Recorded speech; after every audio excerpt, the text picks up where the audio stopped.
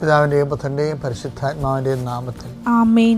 എൻ്റെ പ്രിയപ്പെട്ടവരെ, ജൂലൈ 9 ബുധനാഴ്ച പ്രത്യക്ഷ പ്രാർത്ഥന നമുക്ക് പ്രാർത്ഥിക്കാം. അമ്മേ പരിശുദ്ധമ്മേ, അമ്മേ പരിശുദ്ധമേ, ദേവമാതാവേ, ദൈവമാതാവേ, കൃപാസനത്തിലൂടെ ഞങ്ങൾക്കും ഞങ്ങളുടെ ദേശത്തിനും അമ്മ മധ്യസ്ഥം തേടി തന്ന എല്ലാ അനുഗ്രഹങ്ങൾക്കും കൃപകൾക്കും ഞങ്ങളിപ്പോൾ ഹൃദയം നിറഞ്ഞ നന്ദി പറയുന്നു. അമ്മേ പരിശുദ്ധമ്മേ, അമ്മേ പരിശുദ്ധമേ, ദൈവമാതാവേ, 2004 ഡിസംബർ 7 ഉച്ചകഴിഞ്ഞ് 2:30 കൃപാസനത്തിൽ സംഭവിച്ച അമ്മയുടെ പ്രത്യക്ഷ തിരുസഭയ്ക്ക് സമർപ്പിച്ചിരിക്കുന്ന പഠനരേഖകളുടെ മേൽ സഭാത്മകമായ പഠനം ആരംഭിക്കുവാൻ ഞങ്ങൾ പ്രാർത്ഥിക്കുന്നു. അമ്മേ പരിശുദ്ധമേ, അമ്മേ പരിശുദ്ധമേ, ഭൂസ്വർലോകങ്ങളുടെ രാജ്ഞിയായ അങ്ങേയ്ക്ക് ഭൗമ സംരക്ഷണത്തിനായി പ്രപഞ്ചപ്രകൃതിയെ തന്നെ തിരുസഭ പ്രതിഷ്ഠിക്കുവാൻ ഈ പ്രത്യക്ഷീകരണ വഴി ഇടയാക്കണമേ. പരിശുദ്ധമേ, ജപമാല മാതാവേ, സകല കൃപാസനം പ്രാർത്ഥനയോടും ചേർത്ത് ഞങ്ങളിപ്പോൾ പ്രാർത്ഥിക്കുന്ന ഈ കുടുംബത്തിന്റെ പ്രത്യേക നിയോഗം പറ മക്കളെ.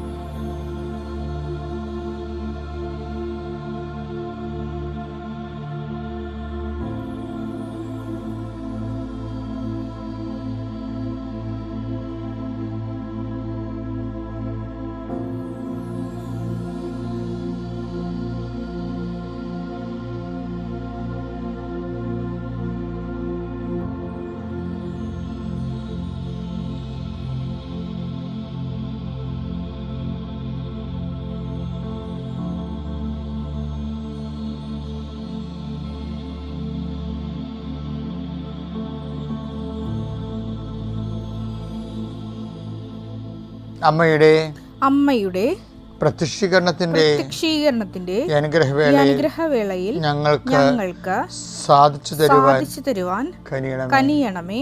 ആമേൻ. വിശ്വാസ പ്രമാണം. സർവശക്തനായ പിതാവും ആകാശത്തിന്റെയും ഭൂമിയുടെയും സൃഷ്ടാവുമായ ദൈവത്തിൽ ഞാൻ വിശ്വസിക്കുന്നു. അവിടുത്തെ ഏകപുത്രനും ഞങ്ങളുടെ കർത്താവുമായ ഈശോ മിശിഹായിലും ഞാൻ വിശ്വസിക്കുന്നു.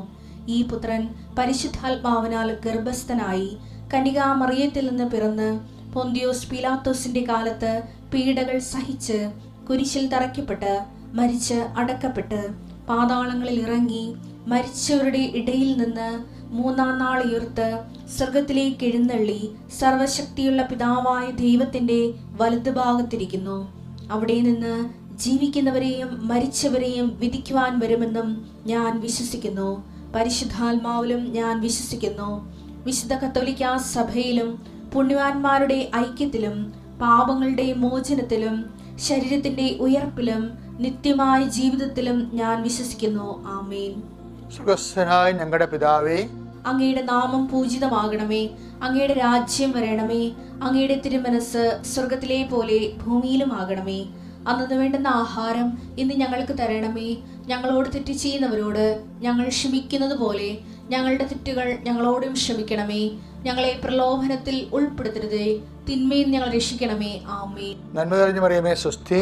കർത്താവ് അങ്ങയുടെ കൂടെ സ്ത്രീകളിൽ അങ്ങ് അനുഗ്രഹിക്കപ്പെട്ടവളാകുന്നു. അങ്ങയുടെ ഉദരത്തിൻ ഫലമായി ഈശോ അനുഗ്രഹിക്കപ്പെട്ടവനാകുന്നു. പരിശുദ്ധ മറിയമേ, തമ്പുരാന്റെ അമ്മേ, പാപികളായ ഞങ്ങൾക്ക് വേണ്ടി ഇപ്പോഴും ഞങ്ങളുടെ മരണസമയത്തും തമ്പുരാനോട് അപേക്ഷിക്കണമേ. ആമേൻ. എൻ്റെ കർത്താവ് ഇന്നുമായ നാമത്തിൽ സഭയുടെ അധികാരത്തെക്കുറിച്ചിൻ്റെ അടയാളത്തെ ദൈവത്തിൻ്റെ ശക്തിയാൽ ഞാൻ മക്കളെ ആസ്വദിക്കുന്നു. കർത്താവ് കമ്പോളങ്ങൾ, വ്യാപാര വ്യവസായങ്ങൾ, അധ്വാന മാർഗങ്ങൾ, സർവീസ് മേഖലകൾ, അവിടെ എല്ലാം അനുഭവിക്കുന്ന പ്രശ്നങ്ങൾ, ജോലിയില്ലാത്തവരുണ്ട്, വീടില്ലാത്തവരുണ്ട്, ബ്യൂട്ടി പാർലർ പൂട്ടാൻ പോകുന്നവരുണ്ട്, അതുപോലെ തന്നെ ഓരോരോ സർവീസ് സെൻറ്റേഴ്സ് അടക്കാൻ പോകുന്നവരുണ്ട്.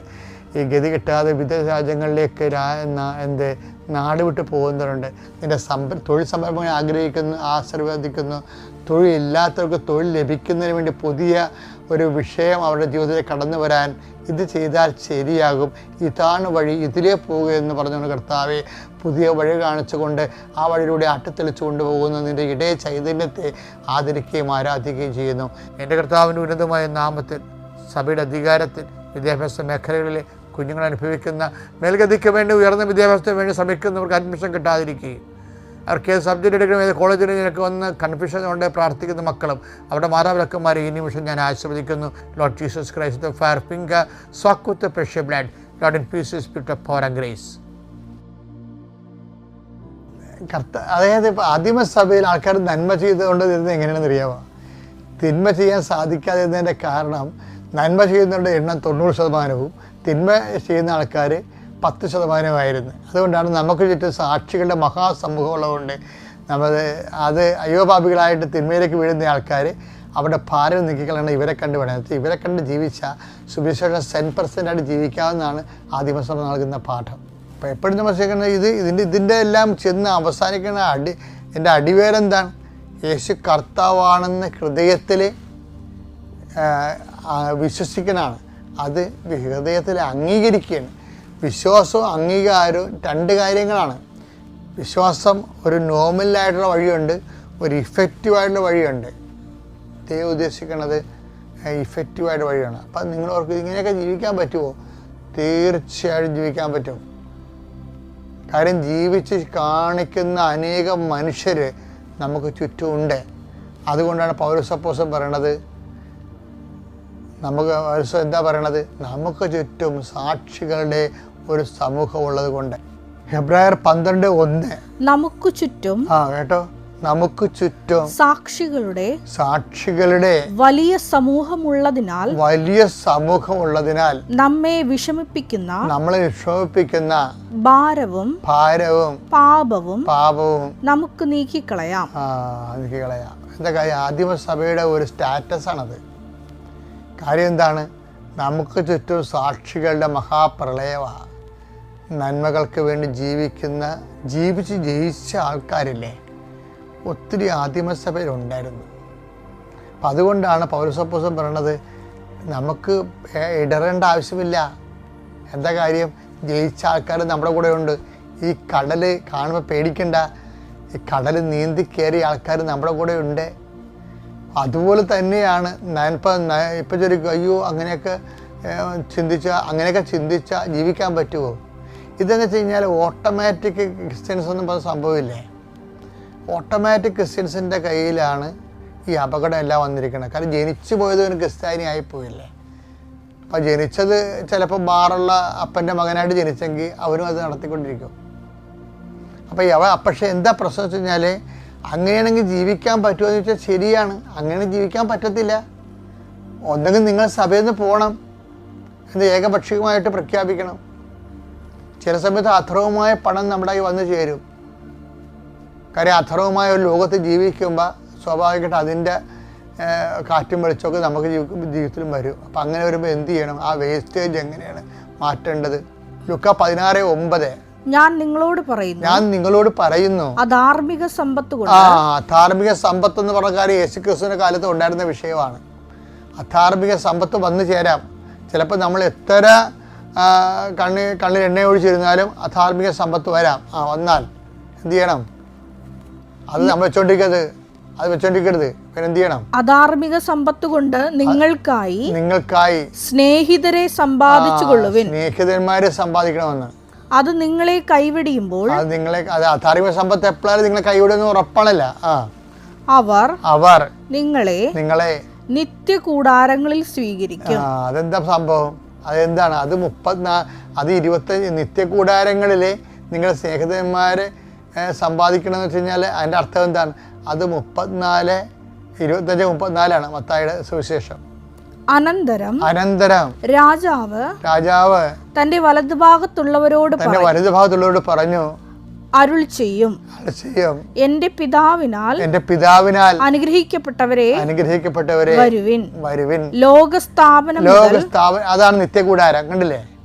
ലോകസ്ഥാപനം മുതൽ നിങ്ങൾക്കായി സജ്ജമാക്കിയിരിക്കുന്ന രാജ്യം അവകാശപ്പെടുത്തുവിൻ. നിത്യകൂടാരങ്ങൾ അവകാശമാക്കാൻ എന്ത് ചെയ്ത്? എന്തുകൊണ്ടെന്നാൽ വായിച്ച് എന്തെന്നാൽ എനിക്ക് വിശന്നു. സ്നേഹിതന്മാരെ സമ്പാദിക്കുകയാണ്. അധാർമിക സമ്പത്ത് കൊണ്ട് എനിക്ക് വിശന്നു, നിങ്ങൾ ഭക്ഷിക്കാൻ തന്നു. അപ്പൊ പാവത്തങ്ങൾക്ക് ഭക്ഷണങ്ങൾ കൊടുത്തുകൊണ്ട് ഈ അധാർമിക സമ്പത്ത് നമ്മുടെ കയ്യിൽ നിന്ന് കളയാം. ഈ വിഷം കടിച്ച് കഴിഞ്ഞാൽ പാമ്പ് കടിച്ച് എന്ത് ചെയ്യും നമ്മളെ അതിൻ്റെ മുകളിൽ കെട്ടിയിട്ട് ആ ചോര വിഷച്ചോര നമ്മൾ ചോർത്തിക്കളയും. അതെങ്ങനെയാണ് ചോർത്തിക്കളയണത്? അധാർമിക സമ്പത്ത് വന്നു കഴിഞ്ഞാൽ എന്ത് ചെയ്യും? അതുകൊണ്ട് സ്നേഹിതന്മാരെ സമ്പാദിക്കാൻ പറഞ്ഞിരിക്കുന്നത് 16:9 ലൂക്ക.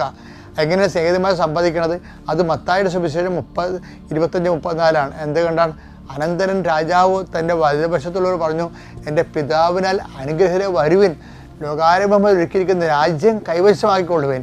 എന്തുകൊണ്ടെന്നാൽ എനിക്ക് വിശന്നു, നിങ്ങൾക്ക് ഭക്ഷണം, അടിസ്ഥാന സൗകര്യങ്ങൾ, പിന്നെ എനിക്ക് ദാഹിച്ചു, നിങ്ങൾ കുടിക്കാൻ തന്നു, എനിക്ക് ഞാൻ നഗ്നനായിരുന്നു, നിങ്ങളെന്നെ ഉടുപ്പിച്ചു.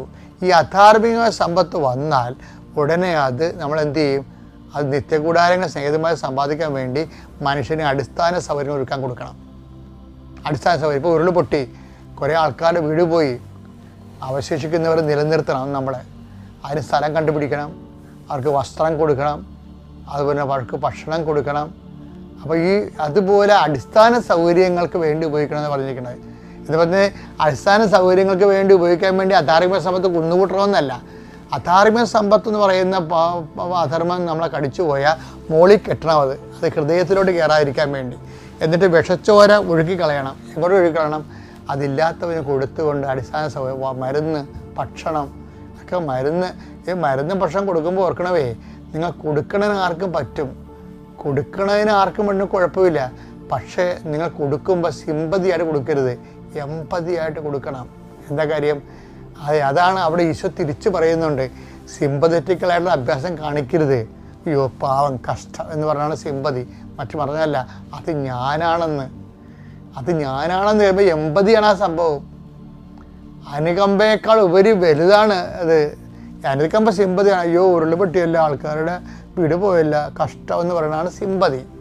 പക്ഷേ എമ്പതി എന്ന് പറഞ്ഞാൽ എന്താണ്? ഞാനാണ് ഉരുള് പൊട്ടിയിരിക്കണത്, എനിക്ക് എൻ്റെ വീടാ പോയത് എന്ന് പറയണമെങ്കിൽ ക്രിസ്തു എന്നിൽ ജീവിക്കണം. ക്രിസ്തു എന്നിൽ ജീവിക്കുമ്പോഴാണ് മറ്റതും ക്രിസ്തു ആണെന്ന് നമുക്ക് തോന്നുന്നത്. അതാണ് ഈശോ പറയണത്, എനിക്ക് വിശന്നു, നിങ്ങളെനിക്ക് ഭക്ഷണം തന്നു എന്ന്. എമ്പതിയാണ് അവിടെ. പല ആൾക്കാരും സിമ്പതികളായിട്ടും പലപ്പോഴും വരുന്ന, അതുകൊണ്ട് സിമ്പതിക്കലായിട്ടാണ് ചെയ്യുക. സൽപ്രവർത്തികൾ ചെയ്യുന്നുണ്ട്, പക്ഷേ സിമ്പതിക്കലായിട്ടാണ് ചെയ്യണത്. സിമ്പതിക്കായിട്ട് ചെയ്താൽ വർക്കൗട്ട് ചെയ്യത്തില്ല. മറിച്ച് എന്താണ്? എമ്പതറ്റിക്കലായിട്ടാണ് ചെയ്യേണ്ടത്. അത് കർത്താവാണെന്ന് നോക്കി ചെയ്യണം. അതാണ് എനിക്ക് വിശന്നു, എനിക്ക് ദാഹിച്ചു, ഞാൻ പരദേശിയായിരുന്നു എന്നൊക്കെ പറയണത്. അവിടെ ദൈവത്തെ കാണാനാണ് പറയണത്. അപ്പോൾ ദൈവത്തെ കണ്ടുകൊണ്ട് ഈ അധാർമിക സമ്പത്ത് അവർ ദൈവത്തെ കണ്ടുകൊണ്ട് ദൈവത്തിന് വേണ്ടി തന്നെയാണ് അത് ചെയ്യണത്. എന്ന് വെച്ച് കഴിഞ്ഞാൽ എന്താണ്? അത് ദൈവത്തിന് വേണ്ടി തന്നെ കൊടുത്ത് നമ്മുടെ ദൈവത്തിൻ്റെ പേരിൽ അത് അർഹിക്കുന്നവർക്ക് കൊടുത്തുകൊണ്ട് ആ ചാപ്റ്റർ നമ്മൾ വിശുദ്ധിയിലേക്ക് പ്രാർത്ഥിക്കാൻ കഴിയും. ഇപ്പോൾ സഭയിൽ നിന്ന് പോകേണ്ട കാര്യമൊന്നുമില്ല. സഭയിൽ നിന്നുകൊണ്ട് തന്നെ നിൻ്റെ അധാർമിക സമ്പത്ത് മുഴുവനും നിനക്ക് വിഷം മുഴുവൻ ഒഴുക്കിക്കളയാം. അപ്പോൾ നിങ്ങളയ്യോ എൻ്റെ മക്കൾക്ക് വേണ്ടി സമ്പാദിപ്പിക്കണം എന്നൊക്കെ പറയത്തില്ലേ? ചില മക്കളെ എന്തുകൊണ്ടാണ് തല തിരിഞ്ഞ് ദുർവിന് പോണതിൻ്റെ കാരണത്താൽ അവരുടെ കയ്യിൽ അപ്പന്മാരും പൂർവ്വം സംഭവിച്ച അധാർമിക സമ്പത്തുണ്ടാകും. സംശയമില്ല കാര്യത്തിൽ. അതുകൊണ്ടല്ലേ ചില മക്കൾ പറഞ്ഞു അപ്പൻ്റെ സ്വത്ത് എനിക്ക് വേണ്ടെന്ന് പറഞ്ഞാൽ എന്തുമാത്രം പേരുണ്ട്. എന്താ കാര്യം? അപ്പൻ്റെ സ്വത്ത് ഉണ്ടാക്കിയത് എങ്ങനെയാണെന്ന് അറിയാം. ആ പാപത്തിൻ്റെ പണം കൊണ്ട് അക്കൽദാപം മേടിക്കേണ്ട കാര്യമില്ല, ശവപ്പറമ്പ് മേടിക്കേണ്ട കാര്യമില്ല. അപ്പം അതുകൊണ്ടാണ് അവർ വിശുദ്ധിയോടെ മാറുന്നത്. അങ്ങനെ മാറുന്നതുകൊണ്ട് റിസ്ക്കാണ്. പക്ഷെ അതൊക്കെ കൃപ കിട്ടിയ ആർക്കും ഒന്നും റിസ്ക് അല്ല. റിസ്ക് എന്നൊക്കെ പറഞ്ഞാൽ കൃപയില്ലാത്ത ഒരവസ്ഥയ്ക്കാണ് റിസ്ക് എന്ന് പറയണത്. സാഹസികം എന്ന് പറയണില്ലേ? അതിനൊക്കെ സഹായിക്കാൻ കർത്താവില്ലാത്തപ്പോഴല്ലേ സാഹസികം ഉണ്ടാകണത്. സഹായിക്കാൻ അപ്പം നമ്മുടെ സഹായം കർത്താവ് സഹായിക്കുന്നില്ലെങ്കിൽ എല്ലാം സാഹസികമായി മാറും. കർത്താവ് സഹായിക്കുന്നില്ലെങ്കിൽ ഇപ്പം കർത്താവിനെ കൂടെ നിർത്തുക എന്നുള്ളതാണ് എന്ന് പറയുമ്പോൾ സാഹസികം പോലും ഇല്ലാതെ ഇരിക്കും.